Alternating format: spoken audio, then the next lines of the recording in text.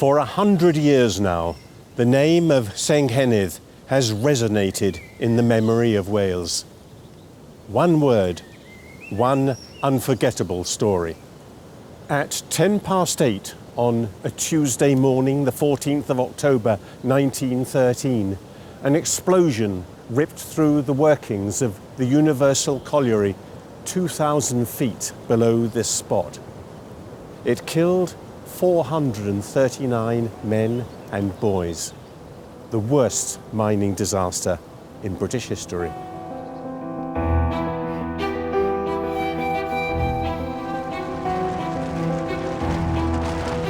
The terrible rumble called the people from their homes. They gathered in fearful congregation. Collieries of South Wales were the most dangerous in Britain, many of them gassy and dusty. Senghenydd was known as a fiery pit. The horror must have been brought home to them when the trains came up from Cardiff, absolutely loaded with coffins. The traffic of coffins, seemingly endless, drove out hope and spread the suffering through every street.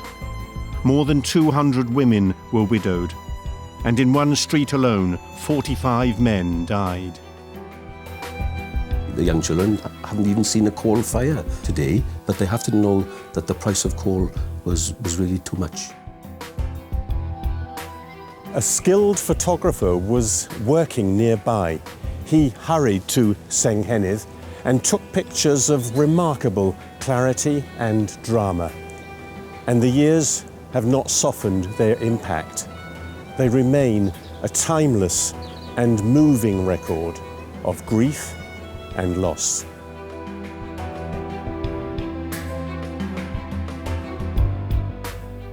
Senghenydd's story is typical valleys, a place where hill farmers scraped a living for centuries.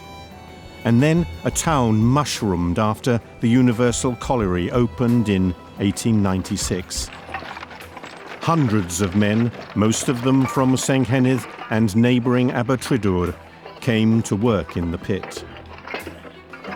In 1901, a huge explosion at the colliery killed 81 miners, all of the night shift except one. Only William Harris got out alive. In those years, Welsh collieries accounted for 1/3 of Britain's mining fatalities, a steady tick-tock of death and injury. Jill Jones is researching the two disasters and their effect on the women of the valley. She was born in Senghenydd and married a miner, and she's part of the Aber Valley Heritage Group. Can you imagine that on that morning, a shudder and wonder what it is? Apparently there were plates fell off a dresser and a clock fell off a wall, and all of a sudden they heard the hooter go. Not the long hooter for the start and the end of the shift, but the short, sharp hooter continuing. And then they realised that there was an explosion. Almost 1,000 men underground. I mean, there must have been pandemonium. The wives and mothers must have run to the pit, because how else would they get any news or any information? Who's going to come and tell them what's happening? They had to find out for themselves. And it was several hours before the east side were brought up safe, just over 400 men, and there must have been relief with all the women thinking the others would follow. But they never did. Apart from a small group of men that were found early on the Wednesday morning, 18, and after that, no more came up. Coffin after coffin was brought from the railway side and to the pit head. What belongings were on the men, the first lot of men, were put on the coffins, and the wives had to walk along and see if they could recognise something. Okay with a tobacco box, okay perhaps with a watch. What clothes were left were put on there, and women recognised a patch that they thought they'd sewn on, and that's how they identified the men. Maya Lewis was born and brought up in Abertrydur. In 1913, her father, Thomas Davis, was 14 years old, a schoolboy with a part-time job feeding the colliery canaries. Maya's grandfather, Benjamin Davis was working underground and was one of the fortunate 18 miners pulled out alive. When they found him, which was after quite a while really, they brought him up and he had gas coming out of his fingers. I can't imagine really what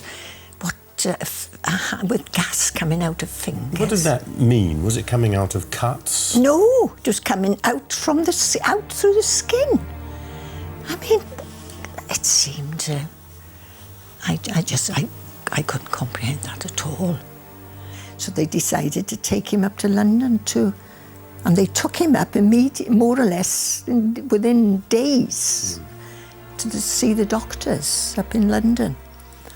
But there was no long-lasting effect? No, there wasn't, no. Growing up, Meyer heard countless stories of the disaster. It must have been a terrible shock for people. I mean, they were saying that the mountain around, you can see the mountains around when you go up there. They said they were covered with people, black. They were all people that had walked over from other valleys to see it when they'd heard about it. There was a noise all night of walking down the street there, carrying coffins, men in coffins, and that went on for hours and hours and hours. I remember being told about that. Yes, about the coffins coming down the main road there. This is my great-grandfather, Evan Hopkins James, who sadly lost his life in the disaster, and he was just 42 years of age, and that's his wife there, Margaret James, and between them they had 11 children, but one of them died in infancy. I will recall my grandfather telling me of the day of the explosion when they came to the house to tell them the sad news. They had to go and collect his body from the colliery, and he carried the body home with his mother in the family tin bath. I mean, picture this, a 13-year-old boy carrying his dead father home in the family tin bath. It doesn't bear thinking about today, and my great-grandmother had to lay him out on the kitchen table and clean his body ready for the burial. So quite a tragic story, like so many other families in this valley. Above Senghenydd, the church of St Ilan. 60 miners were buried here, and 40 of the graves have no headstone. The families could not afford them. The Reverend Sue Rees, the parish priest, shows me how the church register tells the story. It was a busy time for clergy. It would have been tremendously busy because obviously there would be the assistance to the families who've been bereaved, there's the funerals to be taken, and there's the aftercare that you give as well. Clergy take funerals, it's part of their vocation, but it does still take an emotional toll. You look through this burial register and you see the vicar's name, service after service. It must have taken a terrific toll. And there's a family here where the father was killed aged 20 in the disaster, and 2 entries below, a burial on the same day, is a 10-month-old child, whether it be his child, whether it be a younger brother. You know, devastating for that family. You know, you have others in here as well who are brothers. You've got another one further down here, over the next page, where you have this gentleman, John Richard Kirkham, who was killed in the disaster, aged 19, of 67 High Street. And if you turn over the page, buried on the same day, is another gentleman with the surname of Kirkham from the same address, aged 62. Father, perhaps. Father, perhaps, but not killed in the disaster. Did he die as a result of, you know, the shock? And it seems that people simply absorbed the horror of it all. What else to do? What else do you do? You know, when you've got one death in your family, it's traumatic enough. When it's not just your family, and there perhaps are more than one member of your family, but this is true for everyone around, how can you live with the horror of that? Perhaps the only way you can do it is to almost block out the emotion of it. You know, it's a whole community in grief.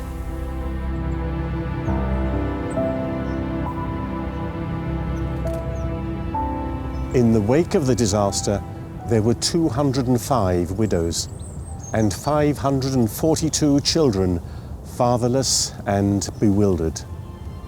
Join us after the break.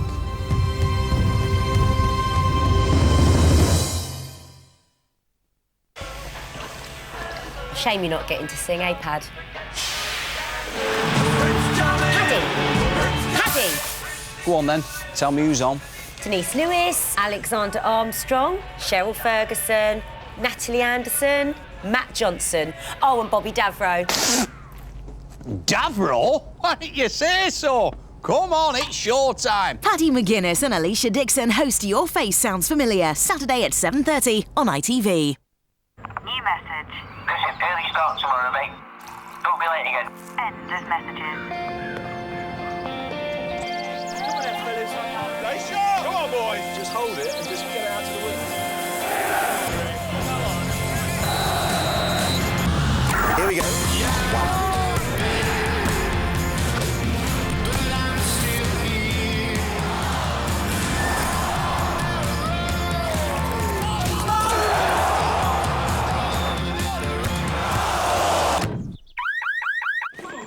Turn it around, get back out there and show what you can do. Come on!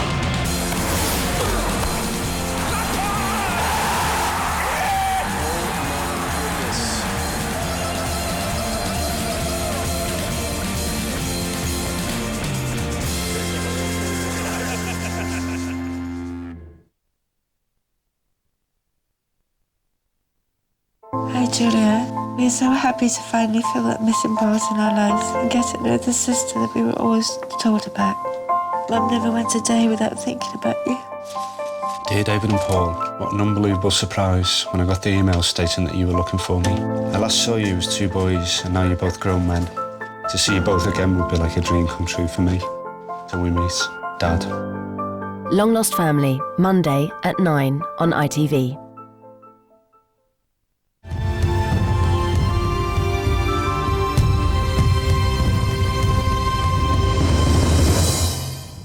Welcome back. In one small colliery village, more than 400 funerals and hundreds of grieving families with precious little to live on. One of the women who had to struggle with the shock and crisis was Lindsay Whittle's great-grandmother, Margaret James. And she was one among, well, more than 200 widows, and she must have had a hard time of it after 10 children. Yes, I wonder how they managed. I'm told that they actually took in lodgers. I mean, to have 10 children and lodgers, what a struggle, you know, what a remarkable woman she must have been, like all of the other women of the valley. They were the backbone of these communities. To help their mother, her sons, including Lindsay's grandfather, went back to work in the pits.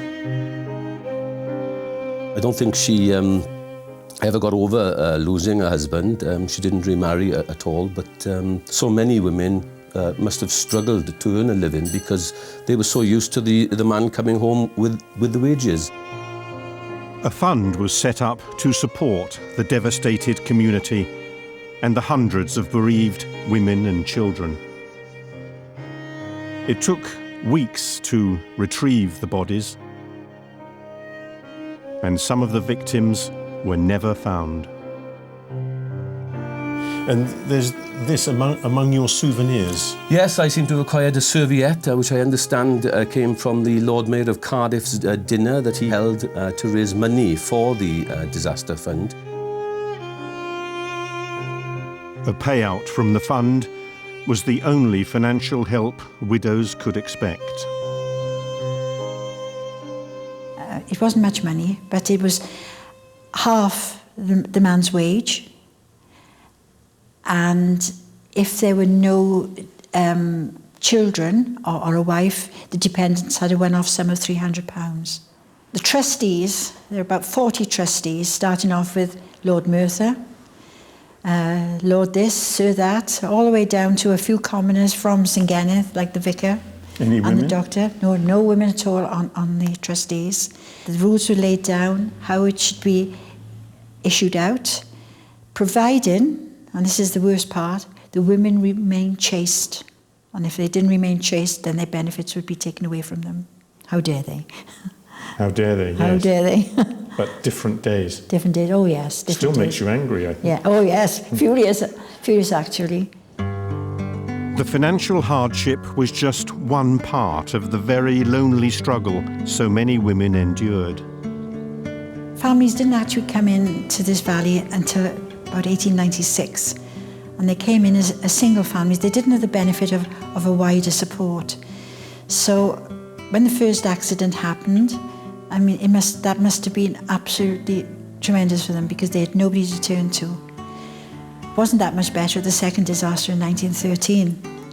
They were the immediate families, perhaps a parent and son working, but there weren't many grandparents, so they didn't have that support. And we can read from records, you know, I mean, there were many suicides, many people moved away, and many people just got on with it.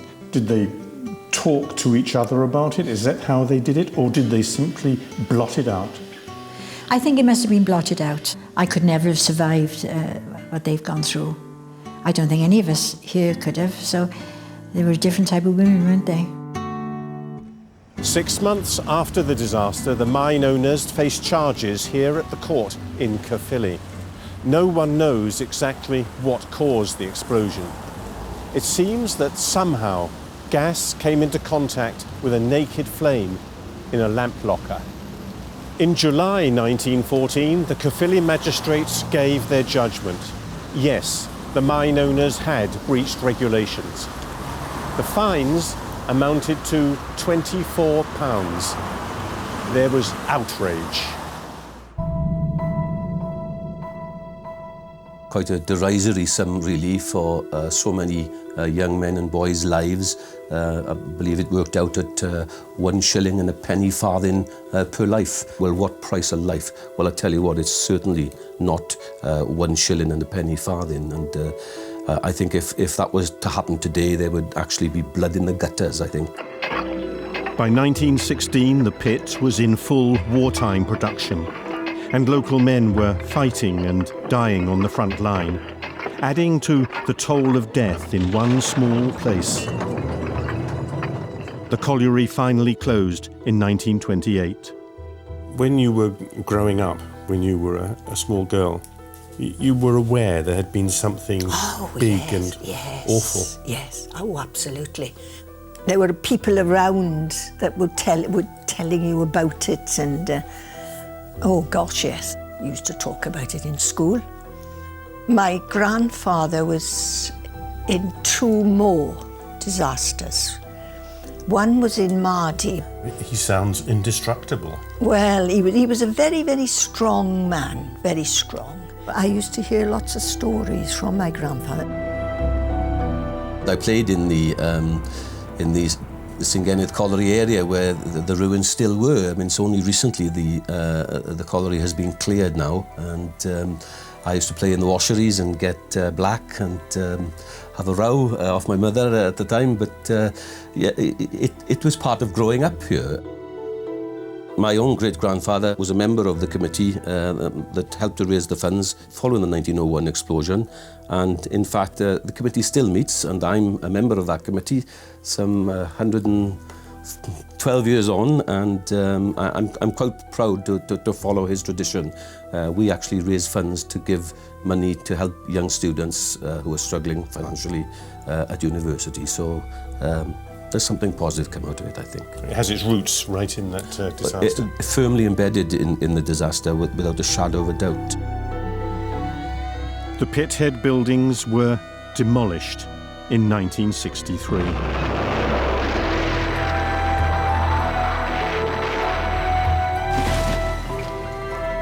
Nothing, of course, could erase the pain. In place of the colliery buildings, a school was built, and Senghenydd was looking to the future. A memorial is dedicated to the 520 men killed in the two disasters here. Senghenydd itself endures, a community of people with a story they want to tell. And people come from all over the world to hear it at the little museum. Yes, indeed. So come on in and I'll show you all what we got here. Pipes? Yeah. They used Lamps? to smoke those years ago. Yeah. All, and lamps, like a helmet. Yeah. Yeah, indeed. And this is a book of remembrance, all the names of the men, the boys who were killed. A father and 3 sons in this book. 18, 16 and 14, whatever, and the husband, all dead. And a piece of the coal that was at the heart of everything. That's it, coal from Senghenydd pit. Yeah.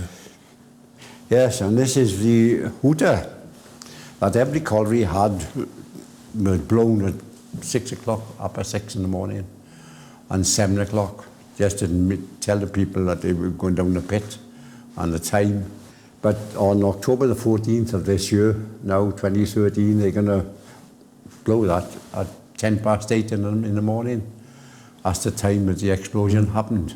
That'll be amazing. And it's going to be very emotional. Yes. Penry Evans is 92, an ex-colliery worker. He grew up in Senghenydd among people whose memories of the disaster were still strong. People never spoke about it, really, you know. I think they wanted to forget all about the explosion because they had enough to do to live without worrying about what happened in the explosion. You yourself worked in the pits? I worked there, yes, for 30 odd years in the Windsor Colliery, and I enjoyed every minute of it.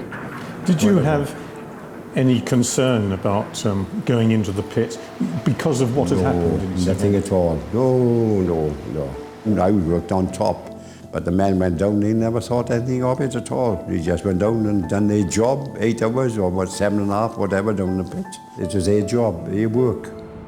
During the coal era in Wales, 6,000 miners were killed in disasters. In October, the Aber Valley Heritage Group will open the Welsh National Mining Memorial on the place of the Senghenydd disasters. Every Senghenydd victim will be remembered, as will every disaster. I said when I was 70 or 80, if I can live to 2013, I'd be quite happy, and I have.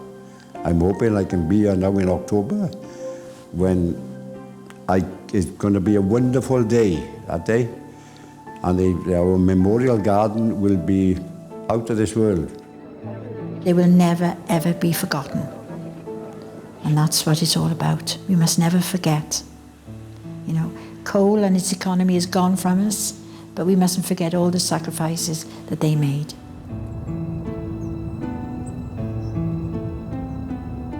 These are not forgotten graves. They're part of the story Senghenydd wants to tell. The story it will commemorate 100 years on the 14th of October.